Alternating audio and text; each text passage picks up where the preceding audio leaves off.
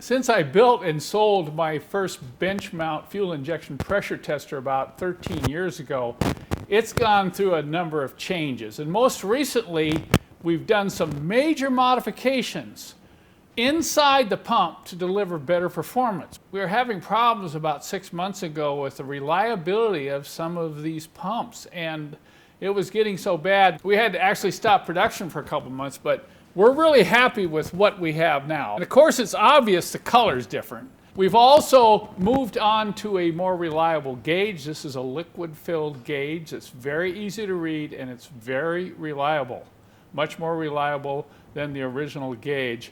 The other thing we've done is come up with a way to capture the fumes. And this is really important. I know we don't sell the capture tank with the tester, but I highly recommend that you get this, because it will allow you to test your fuel injectors in the shop and take this hose and vent it out the window. If you don't have this, I recommend you do this outside. Always wear a respirator, even when you're using the capture tank here. Now, over the years, we've had problems with the pump, and we have found it's caused by one of two reasons. Number one, getting dirt in the fuel and having the fuel get into the check valves and not allowing the check valves to seat properly. You have to have 100% cleanliness when dealing with this tester, or otherwise it won't build pressure, or the pressure will leak down very rapidly. It's very normal for the pressure to leak down real slowly, but if you've got pressure needle that's just going like that after you pump up pressure, it usually means that something's wrong with one of the check valves, okay? And that could be due to contaminated fuel. Now, when we sold the first ones, we used to tell people to use paint strainers, but after a while, I think a lot of people were dumping fuel in here and not using paint strainers. That's just kind of human nature, all right? So we went ahead and modified a filter that we put down in the tank. Never remove the filter that we send out with these. We give you instructions how to put it down in there and push it down into the hole. If you ever have to clean it, then you can remove it by pulling it back out and cleaning it. We actually cut the top off of this so you have a direct view of whether or not the filter is getting dirty. So always use a filter. The other reason that these pressure testers can fail is they get rusty inside. That's correct. People will store these in damp garages or high humidity climates, and they'll store them empty with no fluid, and they'll actually draw moisture inside here and they'll rust. We even get some of these from the factory that are rusty. I think they get rusty coming over on the ships from China. There's a couple things you can do. Make sure that you always leave the fluid in the tester. Now, what we have recently done, as you can see that fluid there is kind of reddish in color, we are recommending that you add about 10 to 15% of automatic transmission fluid to the diesel fuel. We only recommend using diesel fuel to use this tester, whether you're testing gasoline injectors or diesel fuel injectors. You never use gasoline. You use diesel fuel and you put a little bit of automatic transmission fluid in here. It doesn't matter what type of automatic transmission fluid. That's for lubrication. It'll allow this pump to stay lubricated, which will also improve the seats of all the check valves. There's 3 check valves in there. And if the check valves get rusty, or if the check valves get dirty, then the pump's not going to hold pressure. Now, there is one check valve that you can access yourself, and that's through this fitting right here. This is a fitting that loosens and tightens the pump action. So if you tighten that down, you know, you're going to start to build pressure. If you want to release pressure, you can loosen this up. But this fitting does come all the way out. And if you have problems with your pump not holding pressure, this is the first thing you want to do. You want to take and drain all the fluid out of the pump, and then take this fitting out, and you will see a little ball come out. There's your little check ball, okay? Then you can go ahead and clean in there. Don't use any type of metal in there. You can use a little plastic brush if you want to, but brush that out, rinse it out, blow compressed air through there, light compressed air, and then put it back together. So that's about the only access you will have to inside the pump to do any cleaning. If it's not that check valve that's a problem, it probably means something else got in one of the other check valves and they're not accessible, okay? So it's very important. Always use clean diesel fuel, and I recommend if you have paint strainers, go ahead and use them. Even if you have that filter that we send out with the pumps in there, you go ahead and use a paint strainer, particularly if you're trying to reuse the fluid from the capture bottle. That's really important. And then the other thing is, like I say, mix a little transmission fluid in there. And like you see here, always leave some fluid in the pressure tester. So you can't allow moisture to get inside there and rust any of those critical check valves.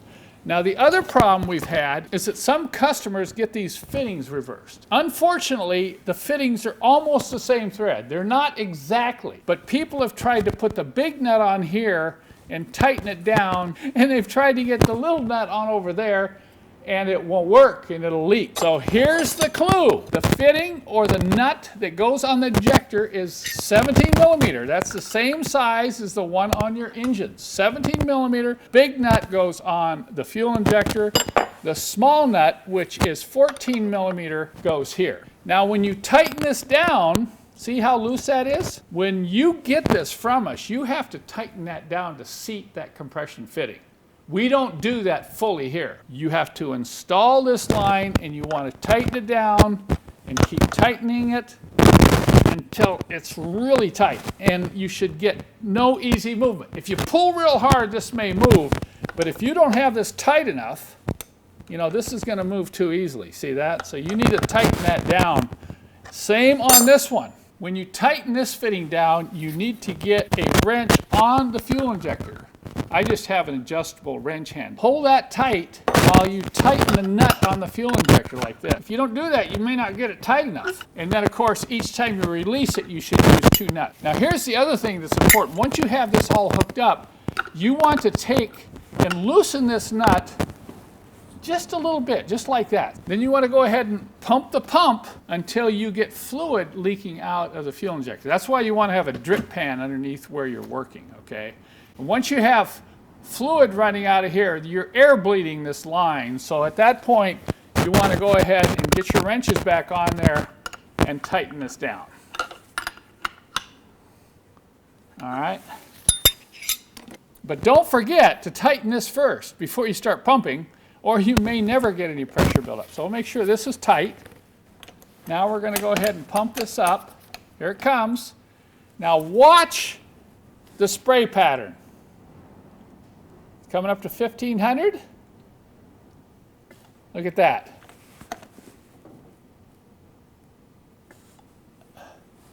We've got it at 1650. And look at how nicely that's spraying. And notice I'm standing here without a respirator on, and can you see the fluid being captured in that bottle? And of course I'm not going to pump anymore because eventually the fumes will start coming out of this hose. So if you're doing this, get close to a window and run this 10-foot hose out the window, and you can go ahead and test most of your fuel injectors inside the shop. Once again, go ahead and use a respirator. We're talking a good quality respirator, not a dust mask, okay? You want a good quality paint respirator. So here you have a good view of our revised pump. Notice how it's holding pressure. And we want you to be aware of these changes and now these new recommendations, which are available by video. You won't find these in the manual. But we want you to be very careful about filtering your fuel, using transmission fluid to keep it lubricated, and also attaching the line correctly and using the capture bottle. If you don't want to get my capture bottle, I think you could probably make one, all right? You can kind of see how we've done this. You could probably rig up something yourself. But please, and I'm going to repeat, please do not breathe the fumes that come out of the spray patterns on these fuel injectors, whether you're testing, you know, diesel fuel injectors, MFI fuel injectors, or CSI fuel injectors. If you take care of the pump's going to take care of you.